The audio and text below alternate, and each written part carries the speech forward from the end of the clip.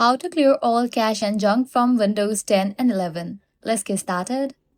First, delete prefetch files. Search for Run, click on it. Now here, type in prefetch and hit enter. Now you'll need to select all the files. For that, press Ctrl plus A.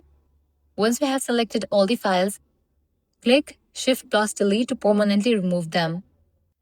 Clear temp folder. For that, launch Run again. Type in temp and click on OK. Now select all the folders. For that, click Ctrl plus A. Then press Shift plus Delete to remove.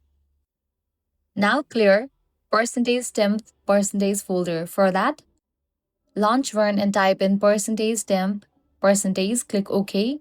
Now go ahead and select all the folders. Once you have selected all the folders, click on Shift plus Delete.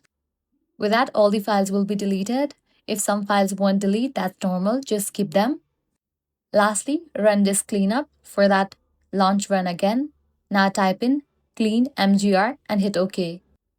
Disk cleanup will launch. Select the drive where Windows is installed, usually the C drive, and click OK.